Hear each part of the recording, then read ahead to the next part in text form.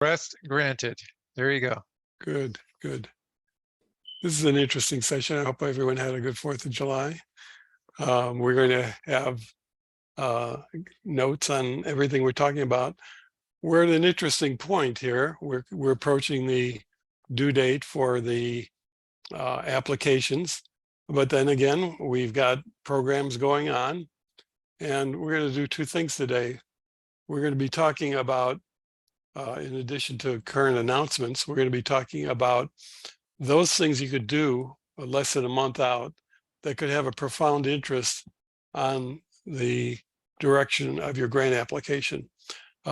If you wait too long, in fact, our next PLC will be on the 19th, and we'll be talking about the landmines, the do's and don'ts, by that time you'll be well underway and you'll have written your grant pretty well, but that, if you see one of these things and it may jar your memory, it'll give you a chance to make a mid-course correction that wouldn't be too involved. Today, we're going to be talking, Nolan's going to be discussing things you can do today that do major impacts that other people will probably not do or may overlook. And we grade these on the curve. And if you've done it and they haven't, it's going to put you ahead of the game for those of you who are submitting. For those of you who are not submitting, we're going to continue talking about what I call the back end of the cycle, which is student retention, how strategies you could use to try to keep your students interested in your program.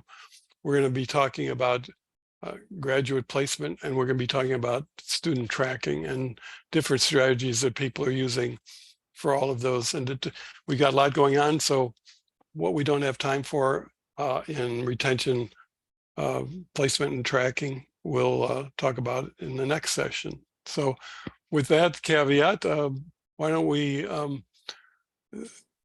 introduce ourselves, because we don't have a whole lot of people, and let's do it because we can. So Steve, you want to introduce yourself? Sure. Hi, everyone. My name's Steve Fenton, and I work with Mike and Nolan. I'm located in Venice, and right now we're kind of under some lightning storm. So if I vanish, it's not because I don't like you. It's because we got knocked out. So good to see everyone. Okay, I'm Mike Senu, facilitating the sessions. I live in North Carolina. The weather is fantastic, although it's a little hot. The issue I bring to the table is my internet's been going in and out. So if I go blank, I'll try to get back in. We've all had that issue. It was unstable this morning, but hopefully it's okay now. I turned my routers off and turned them on, and we'll see how that goes. So you may have to wait for me to come back in a little later in the program. Nolan, do you want to introduce yourself? Sure, I'm Nolan Curtis. I lost my beard since the last time some of you saw me. The newest member of HMTRI, even though I've known these guys for 30 years, but I'm the one that allows Steve and Mike to be in the top 2/3 of the Brain Trust. And so, again, good to see everyone and glad to be here. Iris. Good afternoon. Hi, everyone. Nice to see you again. And you look better without your beard, you know that? Yeah, you're the only one who thinks so, so thank you. You're now on my list. You look younger. Well wishers. You know. Well, here in Puerto Rico, it's very hot today. So the heat is too much and the humidity. Nice to see you all. Hi, Libby. Good to see you today. Hello. Yes, the heat is bad here too. I've got thunderstorms rolling through too. So if I lose you guys, there's that. Not only that, but I've been having trouble with my camera. So it's been blinking on and off. So I'm probably going to end up turning off my camera because I don't know what's going on with it, but it's technical difficulty. But I'm in New Orleans. We're hot and humid also. We've been for at least 2 weeks now, way high in the heat index, in the 120s. So Wow. It's hot and miserable over here. Well, that's a good hint, and I did that this morning. You turn off your camera and you lose less bandwidth, so that sometimes that helps. Hi, Janet. How are you? It's 88 and sunny here with like 10% humidity. Not to brag. Ooh, Just thought, I'm Janet Curley. I'm in New Mexico. I'm with Santa Fe Community College, but I'm in Albuquerque. So it's about 5 degrees cooler in Santa Fe right now. So, and I'm in the middle of grant writing, so I may have to sneak out because we have our next meeting in about an hour. So I'm working on budgets and stuff like that. okay. We're limiting, we'll be off in an hour, but make sure you stay tuned for Nolan's helpful hints because it might help you on your grant application. Oh, Mac? well, the young man, Nolan. Yes, Yes. this is Boy Nolan, as my wife calls it. You know, so. Hey, Mac. Hey everyone, my name is Mac Alabed, Senior Manager of Workforce here in Detroit from Southwest Economic Solutions. Okay. And we'll be seeing you in a little Yeah. bit. Pretty soon. Exactly. Hey, David.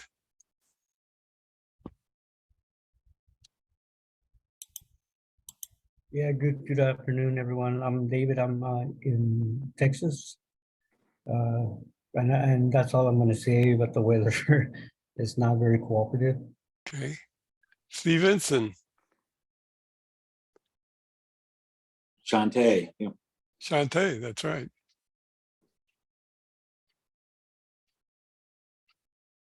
We'll wait for her to put her. I am here. I'm sorry. Hi, okay. everybody. Good afternoon.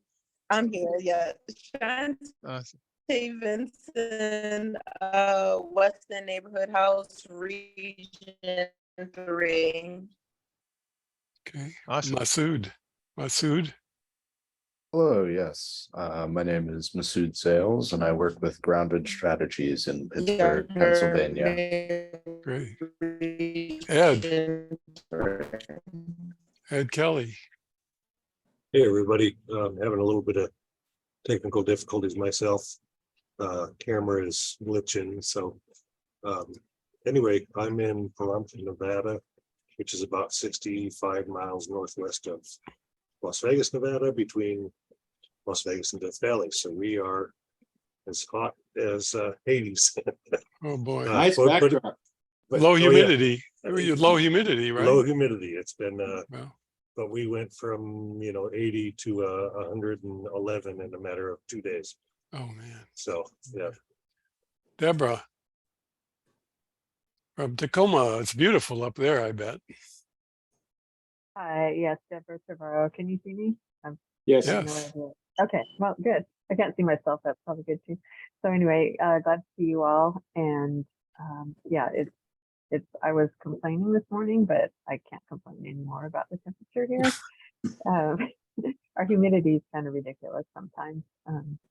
So anyway, great forest here. They have a aero show, the Blue Angels, and so on. So it's pretty fun. Everyone wants to go to Tacoma. It's a beautiful place, that's for sure. Dane. Hi there. Yeah, I'm Dane, everyone. I'm with Cornerstones of Care. We're a nonprofit in Kansas City, Missouri, and I'm applying to the Brownfields grant this year. Fantastic. Awesome. Okay. Bruce.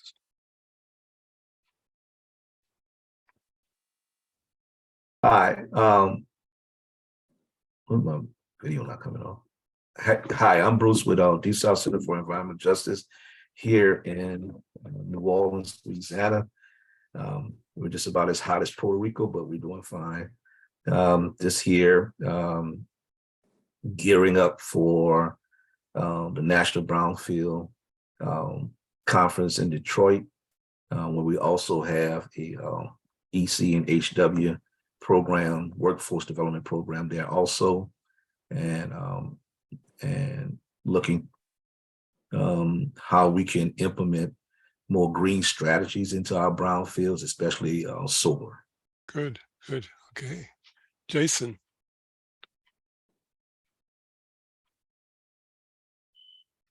Hello, Jason Iwaneski here. I'm representing the Wrangle Initiative Workforce Development Program for out of City College of New York.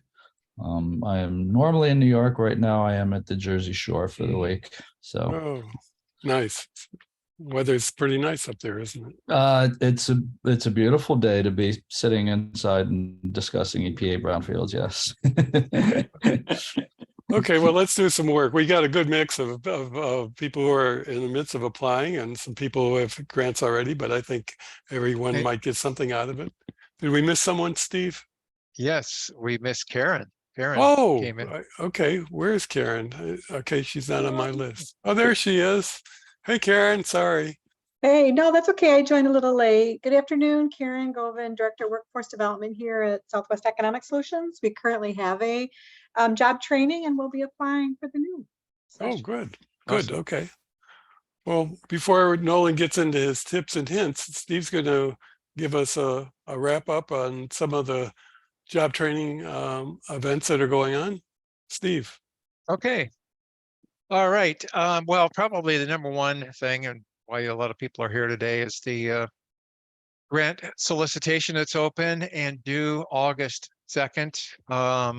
Now that July 4th is in the rearview mirror, August 2nd will be here before you know it. So a lot going on. One of the things I wanted to mention, kind of in connection to that, the tab providers are going to be offering a national grant writing strategies workshop.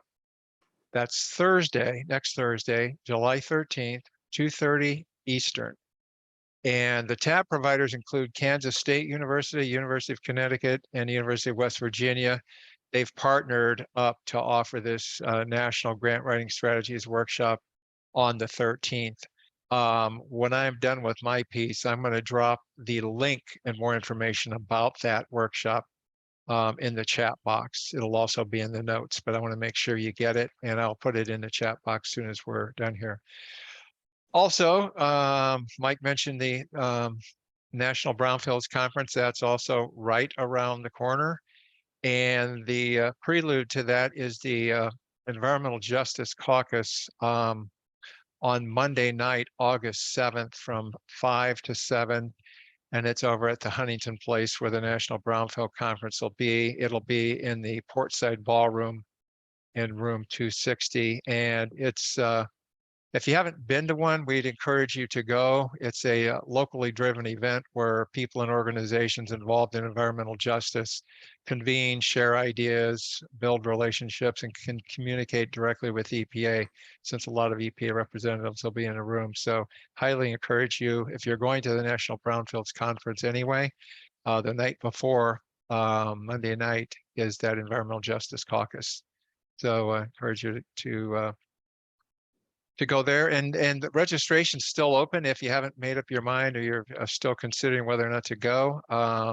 Registration is still open for the conference. And again, there's going to be a lot of stuff going on. There's going to be 180 educational sessions, mobile workshops, inspirational speakers. The event offers a unique opportunity to learn about the latest trends and best practices in brownfields remediation, redevelopment, environmental justice, and sustainability. So there's a lot going on, and encourage you to go if you can.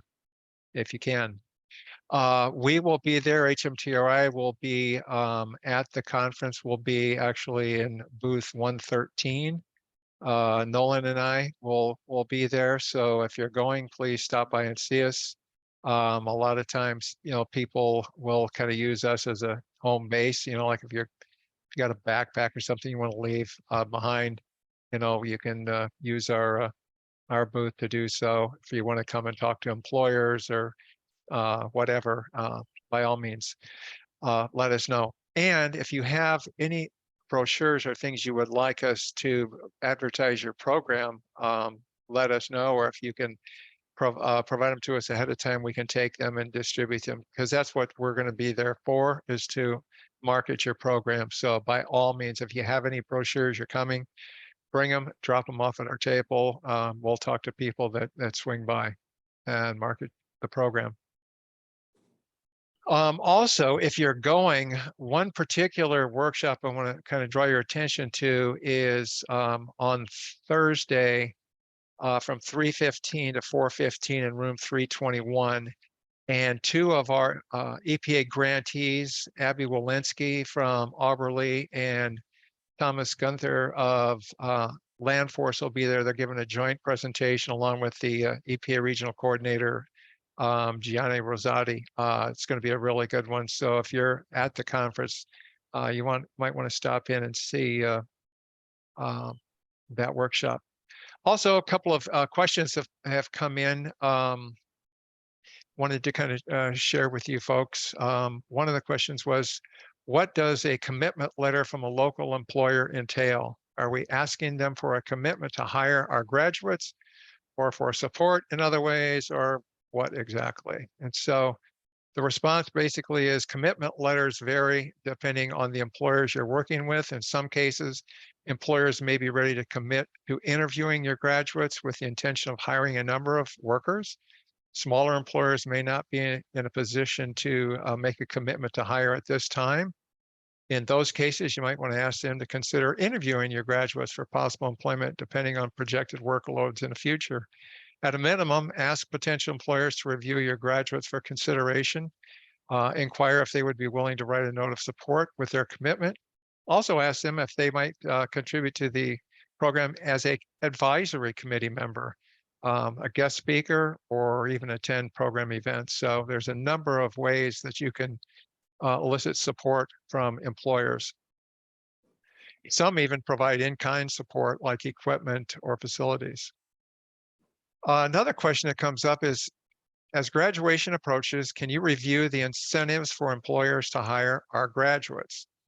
And here are a few incentives that some programs might offer, again, depending on locations, but some states have special tax incentives for employing graduates. Many large development contracts include first hire or project labor agreements requesting or requiring employers to hire from the local workforce. A major incentive for employers is program graduates are vetted, screened, and trained with technical skills and certifications. And another one is applicants from brownfield job training programs have demonstrated interest and motivation in beginning a new career. Graduates have also demonstrated the discipline and teamwork skills required for successful working groups. And in some cases, graduates have even been tested and are drug-free, again, depending on the program, location, et cetera. So program participants, some even entry-level graduates come with up to maybe $5,000 of training and certifications that they've had over time. So there's been a big investment put into those individuals. And then lastly, program participants have developed a network of other trained professionals available for employment. So there might be one graduate that they really like. They might want to hire more, and there's a whole class of potential graduates there. So there's a lot of incentives for employers to hire our graduates. The last question, in preparation for graduation, do you have suggestions for organizing the event? Here are some ideas. Graduations should be major events. They celebrate the beginning of new opportunities and stable jobs for many who have previously been left behind. Graduates need to be recognized for their accomplishments by their families and the community. This is why the best graduations are big events. Goes without saying that family and friends should be invited. And as a best practice, kind of the larger the audience, the better. Also, begin by inviting alumni. Attending graduation becomes kind of a reunion and also an opportunity to track those graduates in terms of what they're doing, what they've been doing since they left. Send an invitation to the mayor's office. If the mayor cannot attend, he or she may send a representative associated with the community. It might be assumed that these representatives will speak at the event, but if you are going to invite them, you might want to clarify that in advance. Also, invite a local elected official, depending on your jurisdiction where you're at. If you have a ward, a parish, or city councilman or woman, it's important for local elected officials to stay close to their constituencies. So this is an opportunity for them to meet those folks. Also, don't forget to invite employers, potential employers, and your EPA regional coordinator. Another suggestion would be to invite local media. That is something that's really important to do too. It can also give you some really good publicity. And last, I want to provide an idea that someone who's on here did, and I'll let them talk about it if they care to. But you could also have, broadcast your graduation over Zoom. And Janet Curley's on from Region 6, and she did this recently, and it was fantastic. One of the things about broadcasting it over Zoom is you have an opportunity for other people to attend that can't attend in person. Maybe it's a family member locally or family member that lives out of the jurisdiction. And I remember with Janet's that the EPA coordinator who was in Texas was able to go on Zoom and watch the graduation happening in Santa Fe. So allows family, friends, EPA folks, and others. I mean, I jumped on, and I'm in Florida, so I got to watch a graduation ceremony in New Mexico in Santa Fe, and it was fantastic. So, and Janet, anything to add to that? Well, if your place has the ability to do that broadcast, we had several, our EPA, my project manager couldn't travel because they don't have any travel funds. And she said there were several people in their office that watched the graduation. And I think for me, the most important part of our graduation ceremony are the testimonials that we let the students get up and give. And I was going to ask you, Steve, what was your impression of that part of the graduation ceremony? That was fantastic. Those testimonials are so good, and it's inspiring. I mean, you get to hear them talk, and they just do such a great job. And their circumstances were all different, but all inspiring. I think that's fantastic. So that's a best practice or an idea, because that's something that you can do that doesn't cost a whole lot if you can just set it up to be able to do that. That really worked out well. And I don't know, did you record that by chance? I believe so. Oh, okay. But that's I really do know that afterwards we did record a number of individual testimonies so that we can upload those, because some people didn't feel comfortable speaking in front of people. But several of the people who didn't get up and talk did do individual testimonies, 2-3 minute testimonials. awesome. I know those are videoed. Yeah, we'd like to see those too, because we would like to show them at one of our upcoming virtual events. So yeah, I'm trying anyway, to about that too. Awesome. So those are just some ideas there. Those graduation events are really important, and inviting everybody to attend and making a big deal of it is really, really awesome. So I guess with that, any questions from anyone? No, I think the power of politicians is enormous. When you have city council member or representative government, all of a sudden a lot of people decide, oh, maybe we ought to go, whether they're city contractors or EPA people. It's one of those things that gains momentum, and it pays dividend in all the other things we're going to be talking about later. Michael, my politicians couldn't attend. However, they have put on the bond for November in the city of Santa Fe, make Janet's workshop a work training place. And so they're advertising it on the radio and everything, trying to get support to get me money to renovate my laboratory. So I have a good training place with everything there. They're asking for $800,000. Nice. Wow, awesome. Well, let's see if Nolan can jar your memories of something you haven't done. Jen has done many of these things already, but Nolan, do you want to, any other comments before we turn it over to Nolan? These are some tips that make your applications stand out. Many of them hopefully are things you're already doing or have already done. Some of them might be blinding flashes of the obvious, but some might be aha moments. And there's still time, if you've played sports, and now that they have the microsecond clocks, there's still plenty of time, to set up the last play and take the last shot. So here's a couple of things. One, attend, participate, and document public meetings in the narrative section of the RFA. So there might still be public meetings or places you can go where you're just able to stand up and introduce yourself and say you have a program name, but it's important to put that in your RFA that you've attended or been a participant in these public meetings. That helps with that tie to local government and local organizations. Establish an advisory board prior to application submission. And the board members should include representatives from the community, government, training organizations, employers, leveraging partners, and supporters. So again, you're looking for where can you get information that you might not already have, or resources that you don't already have, or good advice on what you should be doing. So especially the employer and other agency parts are very good for those relationships. Compete, screen, and select positive trainers with the condition of EPA funding as part of the application development process. So again, these might be conditional. If we get the grant, then we would like you to fulfill a certain position. So you don't have to guarantee anything because you don't yet have the grant, but you want to kind of line up who those trainers are going to be or what that process will be.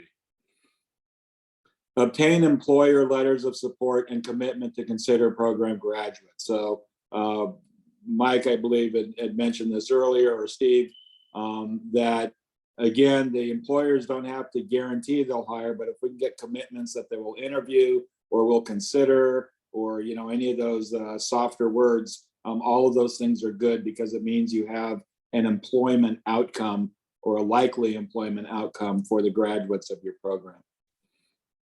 Recruit and commit key partners regarding specific contributions to the program. So oftentimes in a grant, we think about money, and we also need to think about what can money buy or what can be leveraged through relationships. So again, these key partners might be names on your letterhead. As Mike mentioned, it's good to have those local politicians or community movers and shakers just being associated with your program.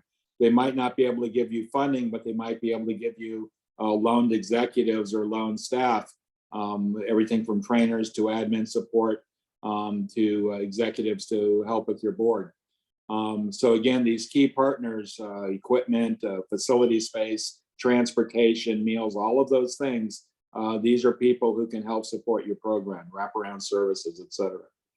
Obtain letters of commitment from partners and governmental organizations leveraging BJT resources identified in the application.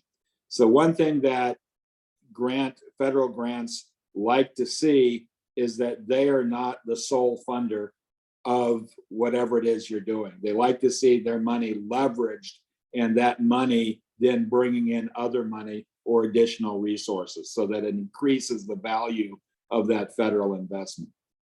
Ensure the curriculum offerings are supported by the labor market assessment and fundable as presented in the BJT guidelines. One of the worst things you can do is have a person go through training, have them make all those commitments, and have no job at the end of that pipeline, right? So we want to make sure that the training that we're giving is connecting to actual work. And so you really want to look at your local labor market assessment and make sure that between the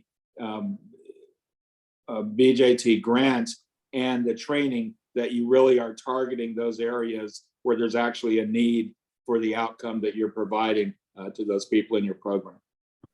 Follow your timeline. Hold contributors responsible for commitments made during planning sessions.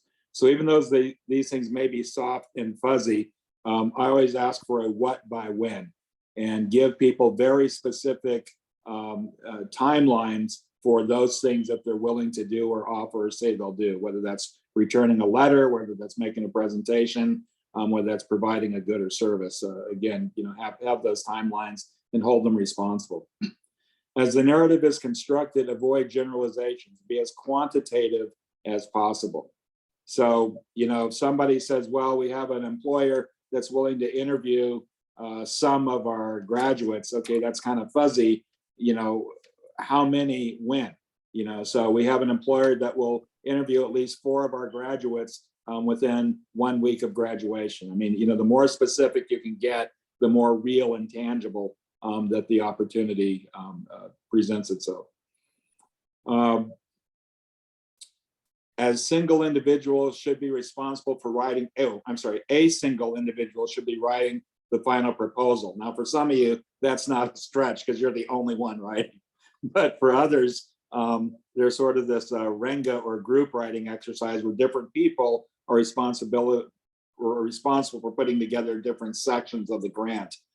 So one person needs to sort of oversee that and go through it to make sure there's a consistent writing style, and it ensures continuity and avoids piecemeal responses and contradictions.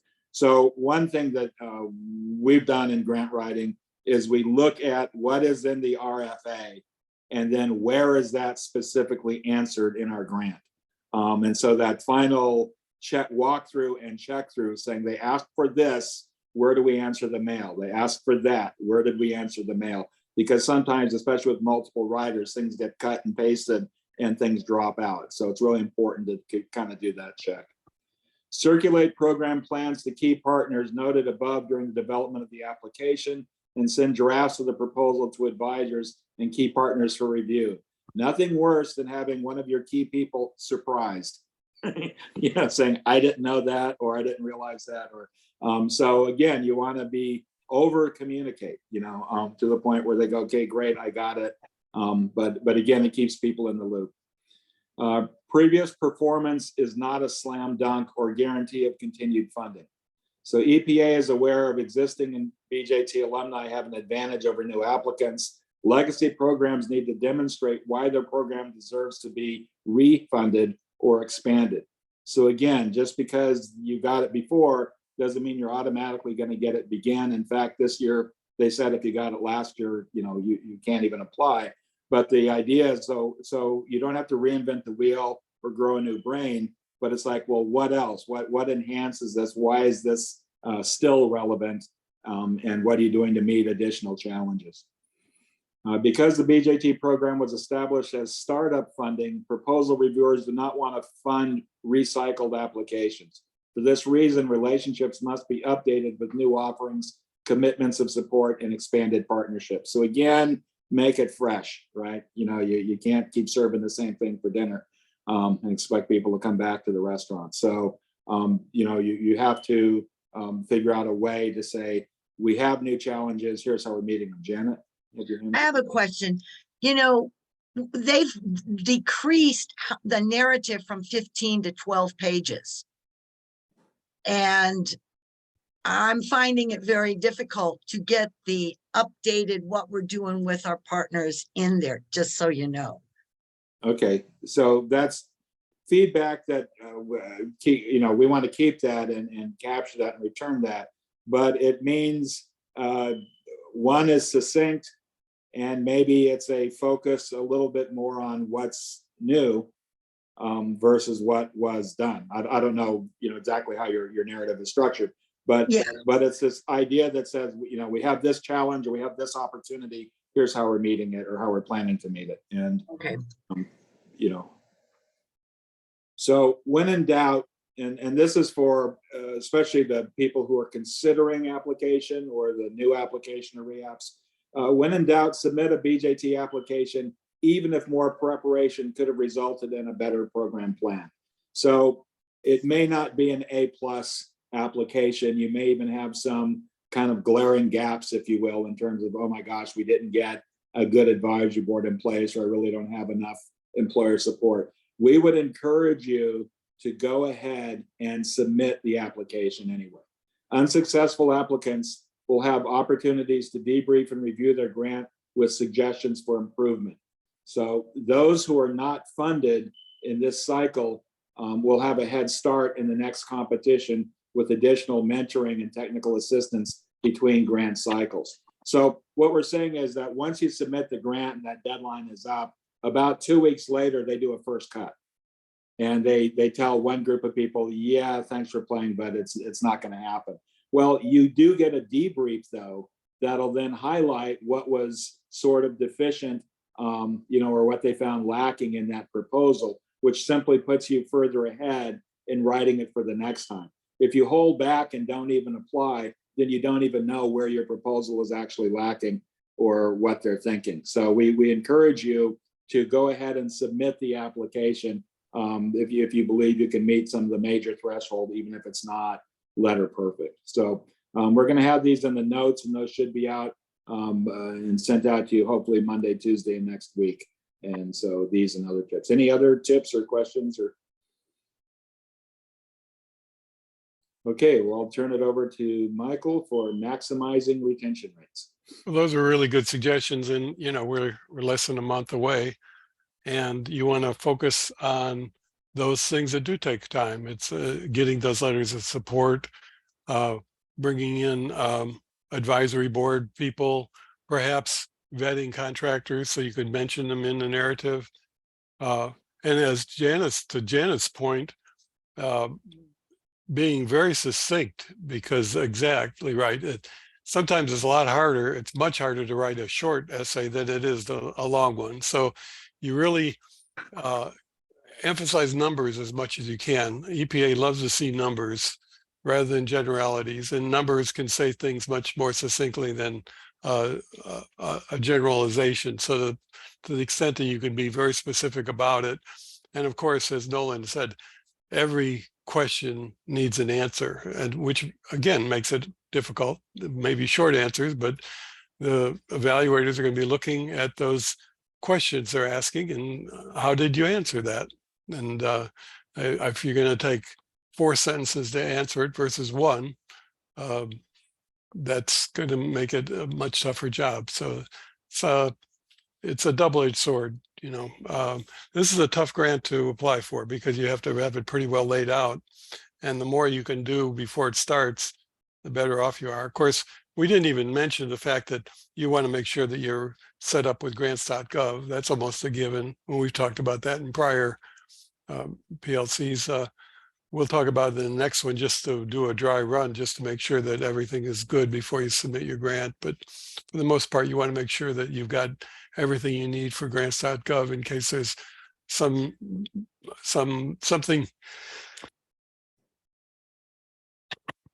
you need to get past the threshold. Key is get past the threshold criteria.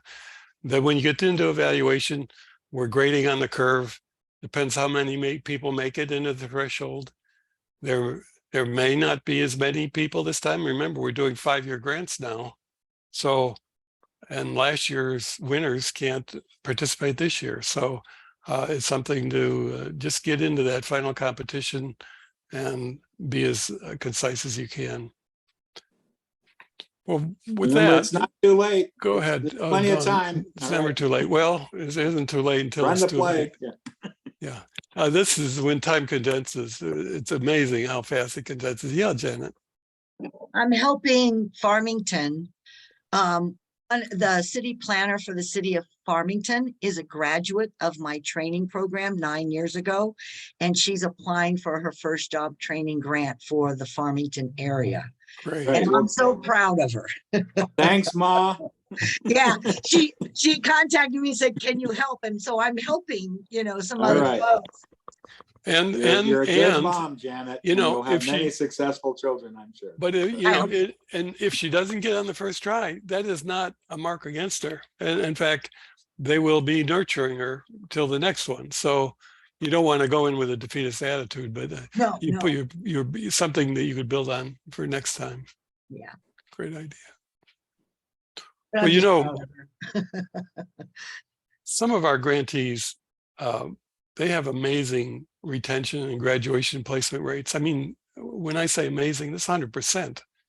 And others struggle. And it gets back to several different issues. I'm going to talk about 3 that you really have certain amount of control, and there's some external factors in terms of retention that you don't have a lot of control about, but maybe you could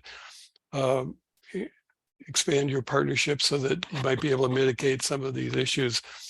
The first one is whether BJT program is really a good fit. And this comes down to your recruitment. You know, so often, and particularly new grantees, they get panicky and they take whoever comes in the door. And that selection process is just so important. If you're picking a good team of motivated people, it makes a big difference. And you're going to have people with socioeconomic disparities.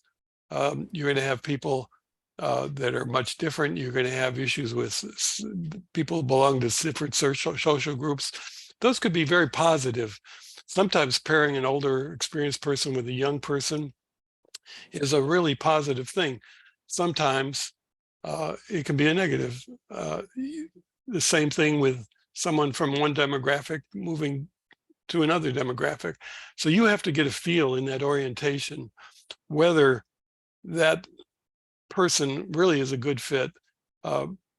If you end up with someone that you get this feel that he's going to be a lone wolf, he's going to be in the corner by himself, and he's not going to be really participating in the program, it's a little bit of a caution flag when you're recruiting, because he's indicating that he may not be good in a team, and he may feel uncomfortable.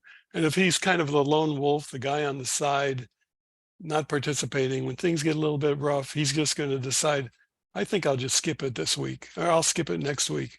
And 1 week turns into 2 weeks, it ends up in a dropout. So you really want to begin with the recruitment.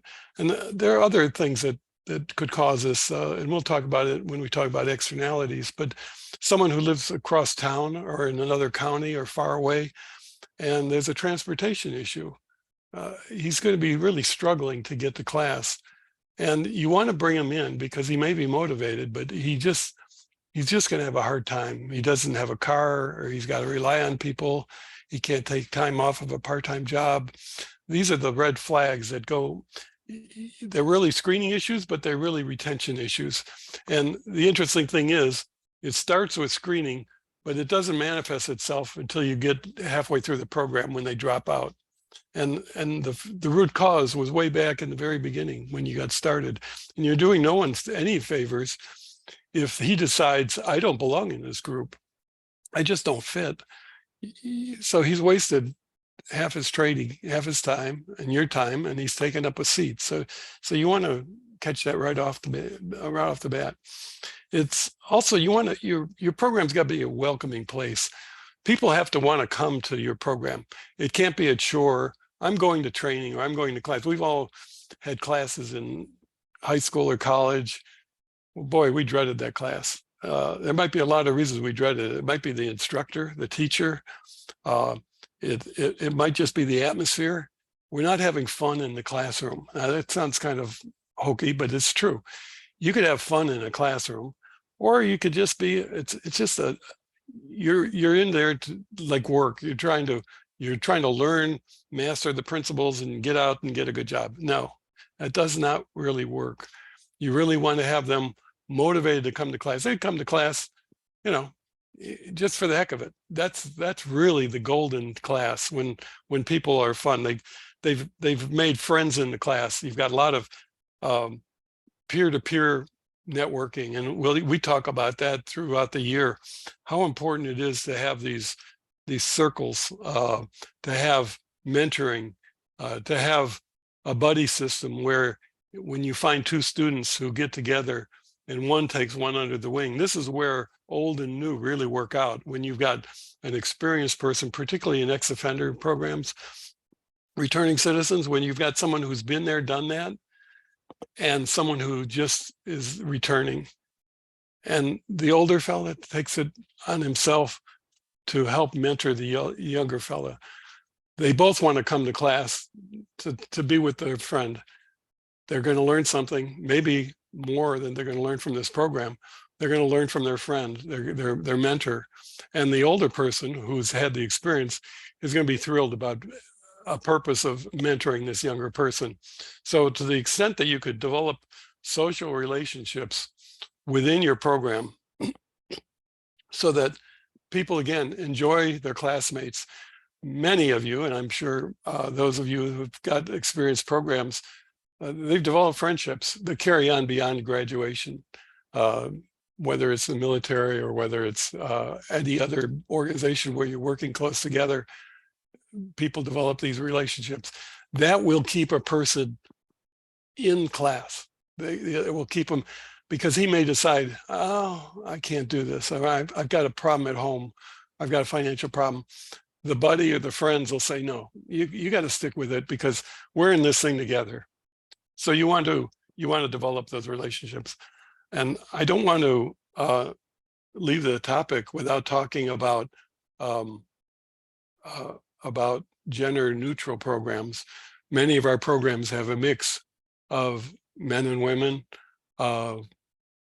returning citizens, non-returning citizens, people who have come from fairly well-to-do families, people who have struggled for a long time.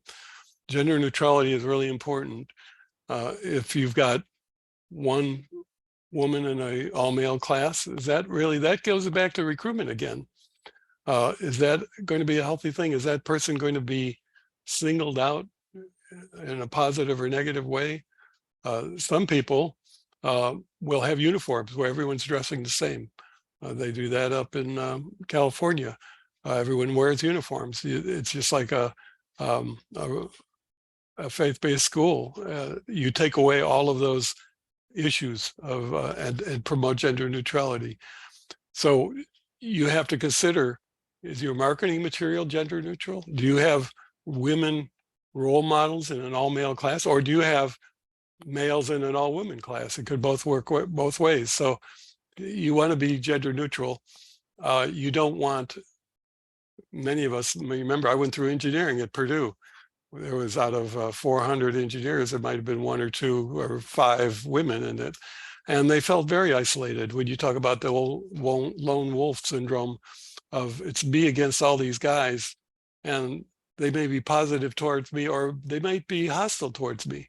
So you've got to be sensitive to that. And if you're only going to have, say, 1 female in an all-male class, you may want to think about that going way back to your screening. You may want to have a mixed class. You may all female or an all-male class. That's your decision, but you want to be sensitive to that, because if you're not, again, that person, if they become a lone wolf, they become discriminated against or just not bullied, but just feel they're not welcome there, they're going to eventually drop out. It'll be one of those silent things. You may not know why. They're just not interested in going to class. It's not a welcoming place for them. The other thing that is really important in keeping your students in class is you have to demonstrate to them that there is a career path here. This is a specialty field. And it's not like you're coding, you're training coding and you're going to come out and there's jobs for coders, or you're going to do a Department of Labor program where you're training cashiers and you're going to train them and they give that skills and they're going to go out. This is a career development path. And all the way through it, you have to be encouraging to your students that this is a viable and positive career move for them. And how do you do that? The best way to do it is bring in workers who are successful, bring in alumni. We'll talk about that later too, as guest speakers. Testimonials are fantastic. When a student is in a class and he's talking to someone who's been there, done that, and I'm really successful now, and this has been the greatest thing that I've ever done. It's motivation, because it's person, you have to remember, he does not know the future. He does not know what's ahead of him. So he's putting a lot of faith in your program.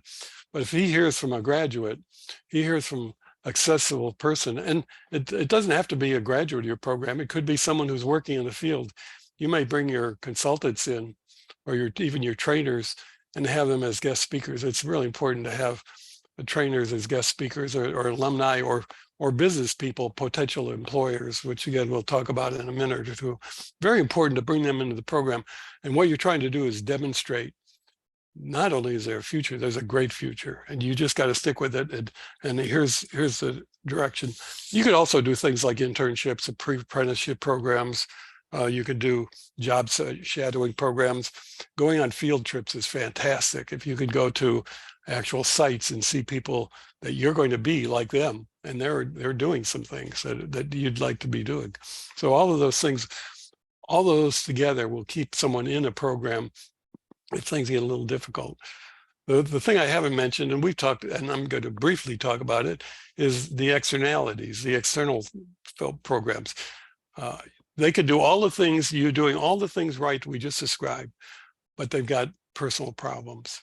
that you may or may not even know about. And those might include shelter, financial issues, legal issues, dependent care issues, transportation issues, which we talked a little bit about, scheduling issues. They may have another part-time job. They may live across town, their car broke down. Now, this grant allows for childcare, some childcare expenses, but may not necessarily dependent care. There may be some issues at home that came up. There may be some legal issues that you're not aware of that they're facing as a result of their criminal history. There may be some financial issues, which again, the grant allows you to help mitigate with stipends. But there might be some things you could mitigate to help them get some part-time employment. They need money. Everybody needs money. And they may say, hey, I love the program. There's a great future. I love being here with my friend, but I need money. And so it's something you have to think about. In some programs, as we see it, whether it's Fortune Society or Auberly, people come in, they need shelter. And some programs have partners that they're able to connect them with social services to get them shelter. We have a program that they're able to help them with transportation. So those are things that you could do to take that retention rate up as high as you possibly can. In the last 5 minutes or so, I'm going to talk about graduate placement, which Steve already talked about. You want to use your graduates as your best advocates for placement. You definitely want to keep your employers involved. And one of the interesting things that some grantees are doing is they have social events just for employers. Okay, they're just for employers. So they'll invite the employers in the community, and you could call it a seminar. And what you're doing is you're promoting your program, and you're promoting all the good things, and you might have testimonials from your students, and you might have some students there. But what these employers are doing is they're actually socializing among themselves, and they're bonding with your program at the same time. So they're going to come in and say, hey, this is a pretty good program, and my competitors are hiring these people. I really need to look at this. This is something that I can make work. In the past, they may say, well, we don't do that. We don't hire these people from job training programs. They may see their competition and other employers, they're frenemies, and they say, we have to start one of these programs because they're doing it and they're getting good results.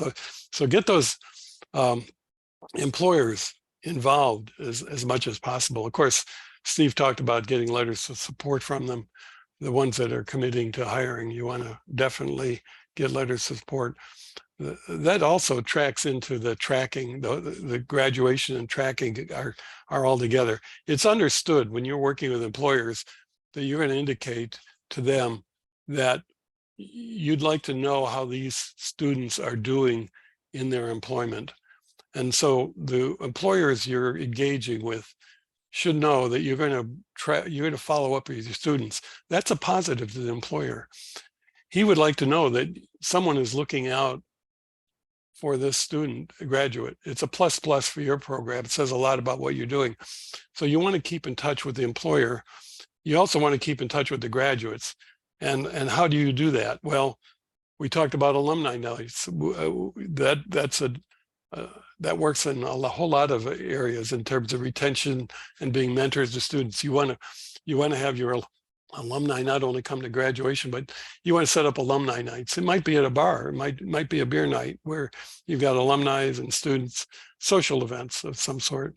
You want to certainly encourage them to stay with their social media accounts. People will tune in to your Facebook page just to see what's going on. I graduated last year. What's that program doing this year? What are they up to? And to the extent that you could use that as tracking, certainly when they come back to your program, you could get tracking information on a very informal basis. And tracking is one of the hardest things to do for EPA because people leave, traditionally, they leave these programs and you never see them again. And so you've got to develop what's in it for the person who leaves. Some of the programs are offering free refreshers, which is a great idea, recertification. or just a refresher without recertification. Let them come back, let them sit in on some classes. It doesn't cost you anything. Have them come back to the program just to catch up. There might be some new reference or training materials that they could keep up with. Have them come back to the program. Offer them to recertify for those programs that need recertification, like hazmat. They are your best advocates, and you want to keep track of them.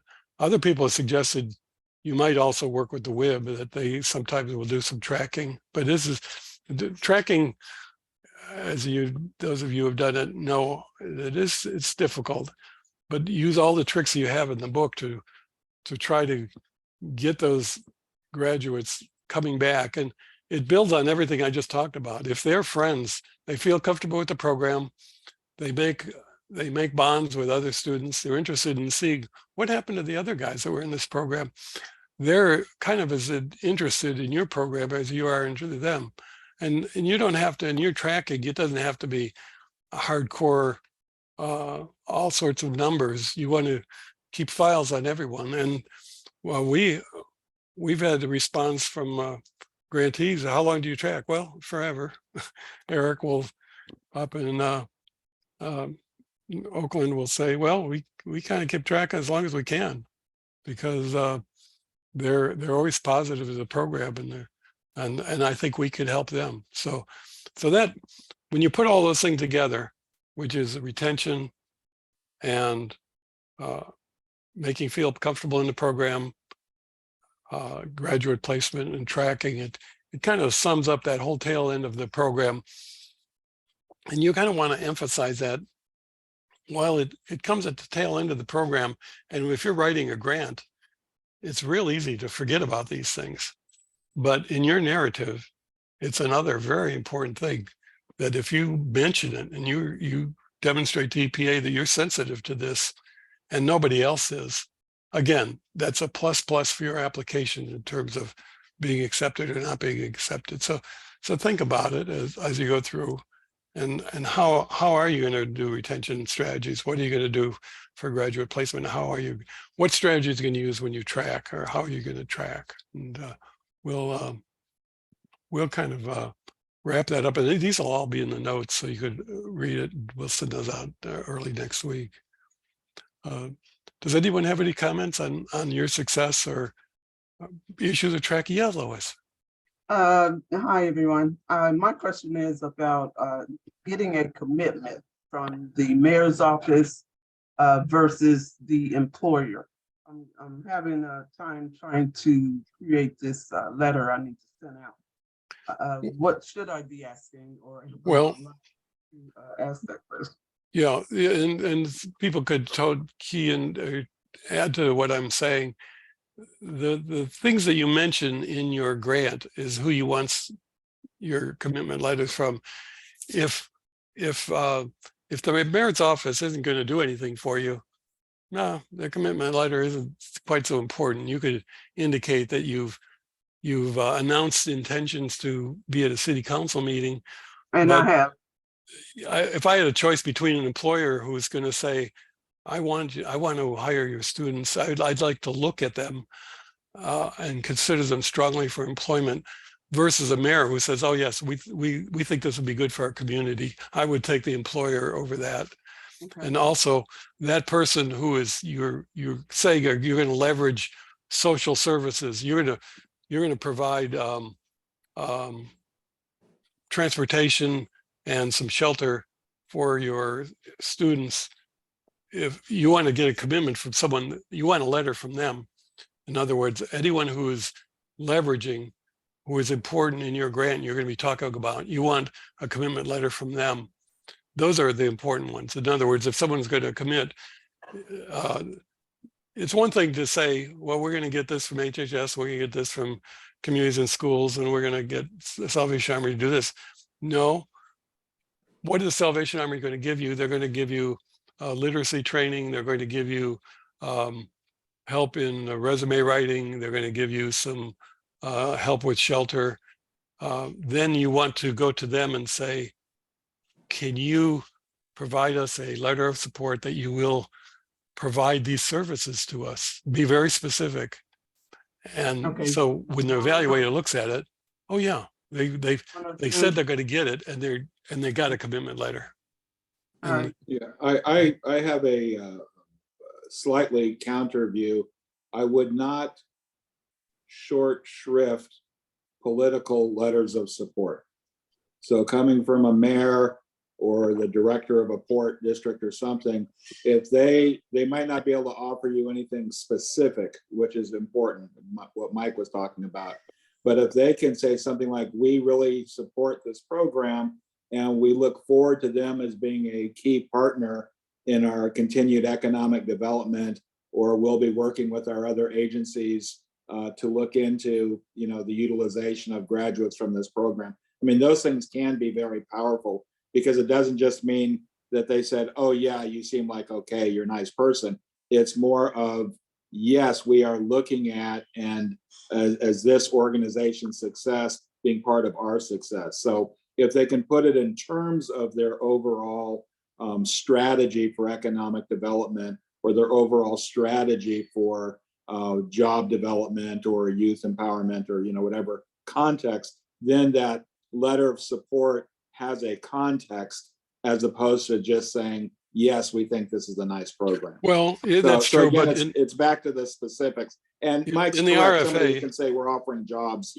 that's better. But yeah, in the RFA, it says that what are they going to do for you, and you want to make sure that if it's good to use them as partners, absolutely, and as it is to use the WIB and use you might have 20 partners, but you've only got 15 pages of to do all of your attachments, and so you want to be careful not have a lot of prestigious people. You could have them as partners, but if you're going to have a commitment letter, they got to commit to something concrete, and that's in RFP, and that you want to do that, definitely. Right, and so like I said, but cities have departments, and so we're looking at employment coming out of a number of those city departments. And so, again, I think you have to balance it, but look at, what does this lead to? And again, the softer it is, the less valuable it is. But if they can really tie it to something, and I think that keyword is commit, that's where you have an advantage. But each place is different, so in terms of how that works, and so.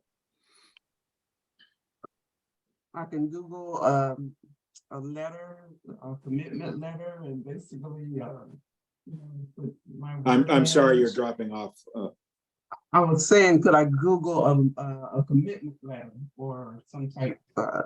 I need something solid that I could come up with a commitment letter for the employer and the whoever I need to send. Come up with a standard, some sort of letter. You could do it. Well, of course, those start with a verbal.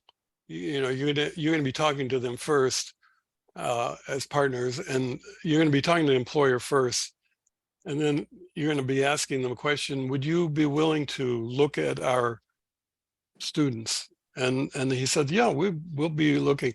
Then you want to go to the next step, and you want to say, can I send you a letter that you could review and use as a commitment letter to support our program? And he says, oh, you send it to me. Then you want to customize it to him. You don't want all the commitment letters to look exactly the same, but you would. So for the employers, you would say something to the extent of, we really support the Brownfield Job Training Program by such and such group, and we are interested in interviewing their graduates. That would be very specific to employers. Now, it will be a different letter when you write to someone providing leverage services. If someone is going to provide the non-supported training, it'll be different for each one. And again, that starts with a conversation. It might be goodwill, it may be a WIB, or it may be someone in the mayor's office, but you have to have specifically who it is.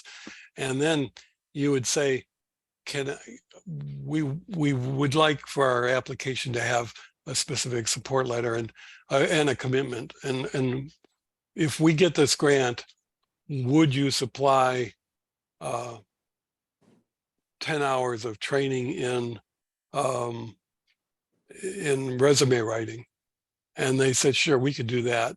And then you would write that letter to them that said, with their letterhead and address, that said, you know, we support this program and we would like to leverage our program by providing resume writing, you know. So again, it's very specific deliverable for that leverage service to that person. So what you're going to end up in your grant application package is you're going to have commitment letters from employers and from leverage services that this is what we have promised to do, you know. Now, if it's an employer, they don't know what their workload is going to be. So you have to put a caveat in there, depending on the economy, depending on, we would like to look at them, depending on our hiring practices at the time. So you want to soften that up. If it's a commitment letter for leverage services, EPA is going to be saying, well, you're offering these services, you're going to have someone that's going to commit to delivering them. In other words, if you're going to say this is unsupported training, you're going to provide financial literacy. Well, who's going to do that? You can't do it with EPA funds. So what you would want to do is maybe a bank, or it might be Salvation Army or Goodwill that said, we support the program and we would like to provide 10 hours of training in financial literacy, or or if someone, transportation is another example. Someone's going to get free bus rides to and from training as long as they're in the program. You would want to go to the Department of Transportation, whoever is going to give you this leverage resource, and you're going to say, we like the program and we have committed to provide free transportation on our bus line to this program for as long as they're in the program. You know, so each one of these is a little specific. They all start out with, we support the program, we like the program. Yeah, Nolan, would you want to add to that? Yeah, and I think I'm going to answer Lois's question a little bit different way.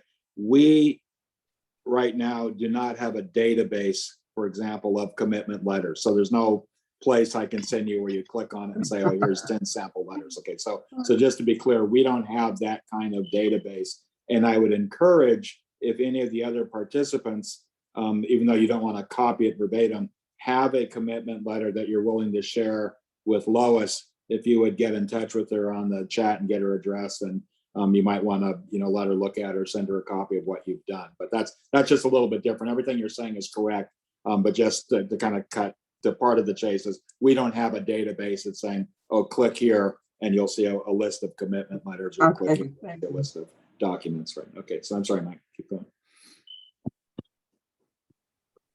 Thanks. Okay. So if somebody feels especially generous and kind, contact my good friend Lois. And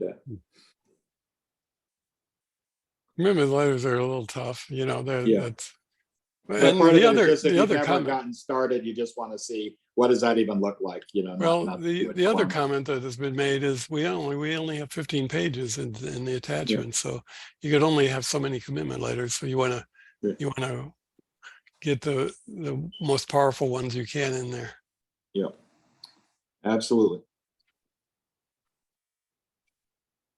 So I want to reach out to Mac Alabed. Before you put up your handsome portrait picture in your live feed, you kept palm planting your face. And I want to know if you're okay, or if it was just listening to our sonoric voices just had you in distress. Oh, no, not at all. I am thinking about other stuff. Yeah, thinking about writing the grant, and as soon as you said 15 pages, I'm like, oh crap, but yeah, we'll figure that out.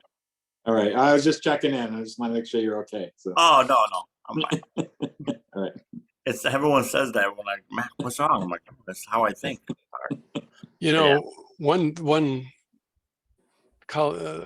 One issue to remember is the problems you're having is the same problem everyone else is having.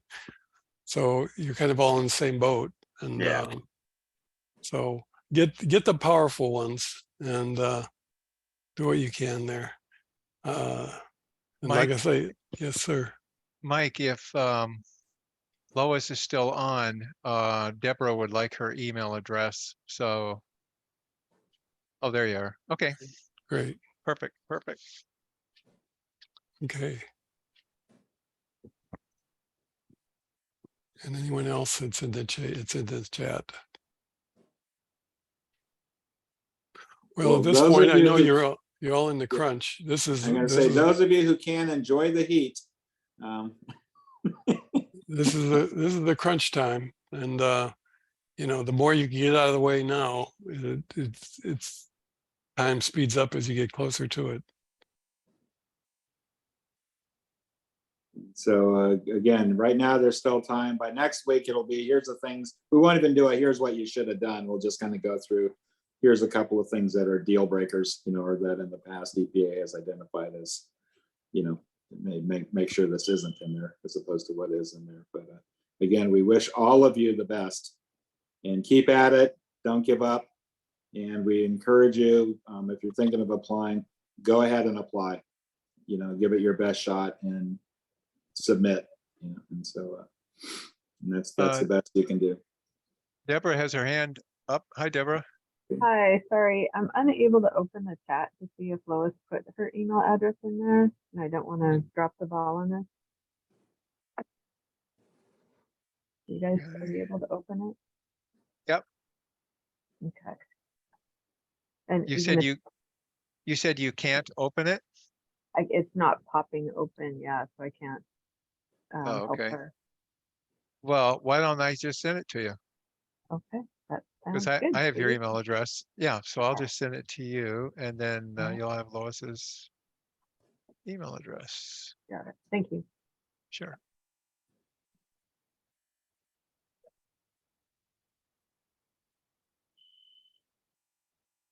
Okay, so I think our hour is well used.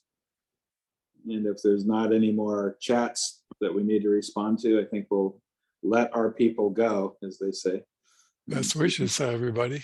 Get back to your typewriters and uniform tablets. I strongly encourage you to submit. And, you know, when you're at this stage, you're thinking, oh boy, this is going to be a job putting this all together. But if you start chipping away at it, it gets a little easier as you go along. And you do have still a month. So good luck with it. Now is when the fun begins. This is the most fun you will ever have. So, well, it's good for 5 years. So 5. Karen's bought into that. She goes, yes, I agree. All right. Good luck, everyone. Steve, do you want to turn the recording off? So sure. Okay. Before I say something silly. All right. Thanks, everyone. Good to see you. Sorry for joining.